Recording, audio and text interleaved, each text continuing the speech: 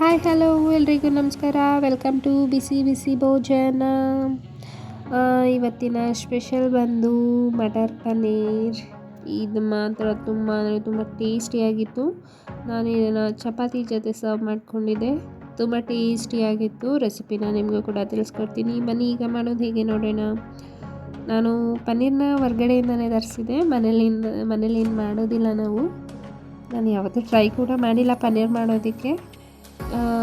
ನೋಡಿ ಪನ್ನೀರ್ನ ಈ ಥರ ಸಣ್ಣ ಸಣ್ಣ ತುಂಬ ಸ್ಮಾಲ್ ಪೀಸಸ್ಸು ಇಲ್ಲ, ಮೀಡಿಯಮ್ ಸೈಜ್ನಲ್ಲಿ ಈ ರೀತಿ ಕ್ಯೂಬ್ಸ್ ಥರ ಕಟ್ ಮಾಡ್ಕೊತಾ ಇದ್ದೀನಿ.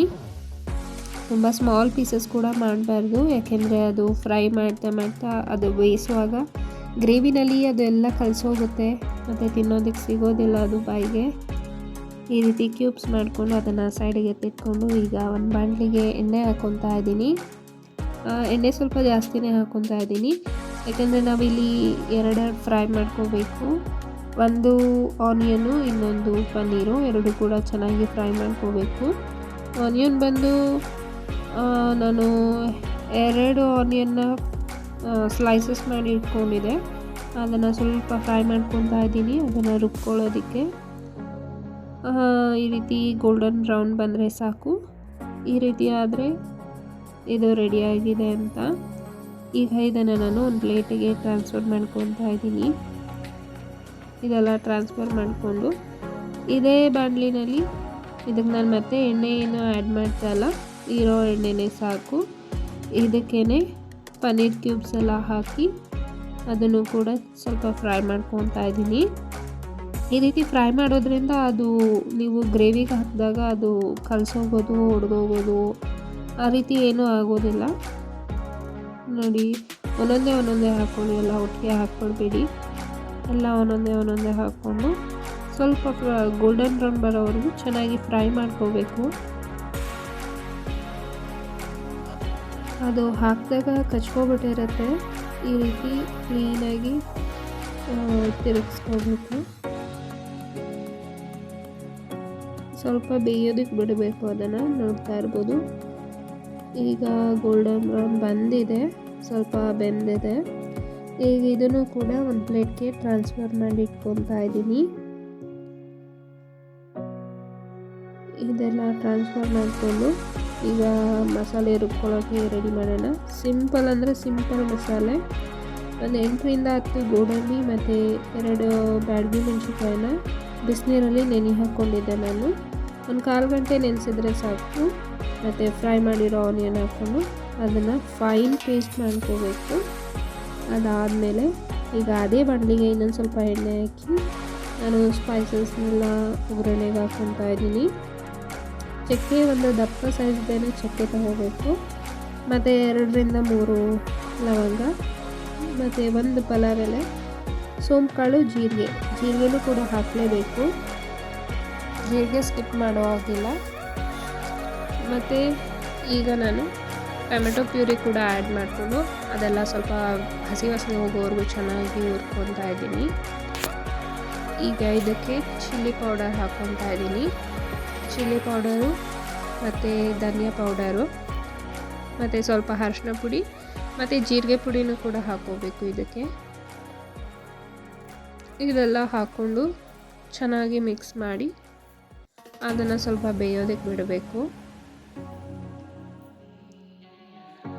ಇನ್ನು ಯಾರ್ಯಾರೆಲ್ಲ ನನ್ನ ಚಾನಲ್ನ ಸಬ್ಸ್ಕ್ರೈಬ್ ಮಾಡಿಲ್ಲ ಅವರೆಲ್ಲ ಬೇಗ ಹೋಗಿ ಸಬ್ಸ್ಕ್ರೈಬ್ ಮಾಡಿಕೊಡಿ.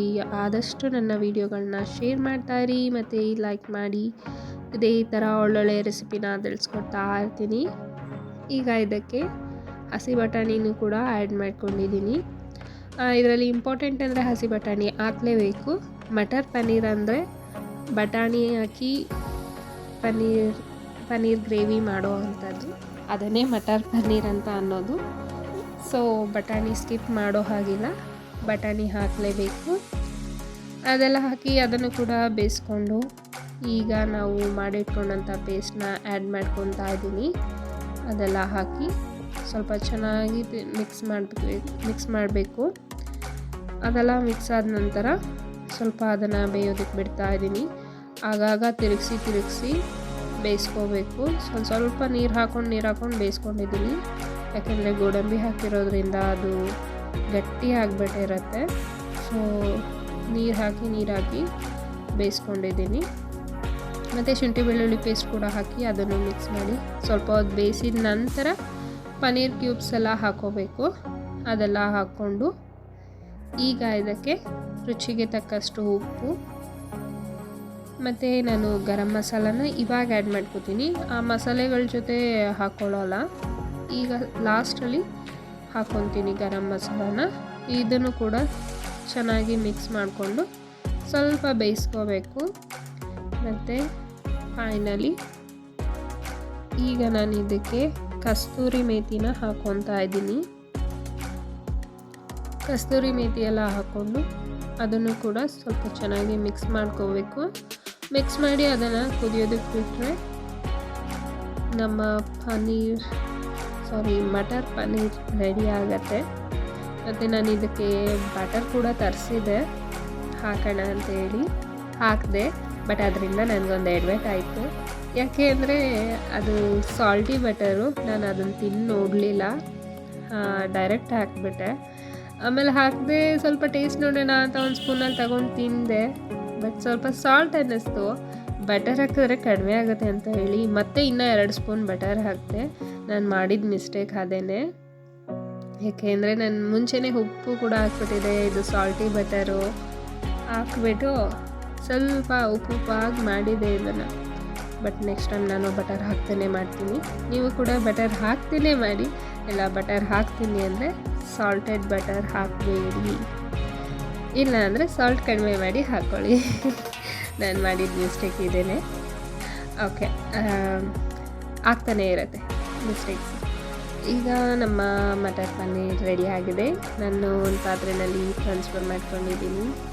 ನೋಡ್ತಾ ತಿನ್ನಬೇಕು ಅಂತ ಅನ್ನಿಸ್ತಾ ಇದೆ. ನೀವು ಕೂಡ ಟ್ರೈ ಮಾಡಿ, ಟೇಸ್ಟಿಯಾಗಿತ್ತು ಅಂತ ಕಮೆಂಟ್ ಮಾಡಿ ತಿಳಿಸಿ. ಮತ್ತೆ ಸಿಗುವ, ಬಾಯ್ ಬಾಯ್.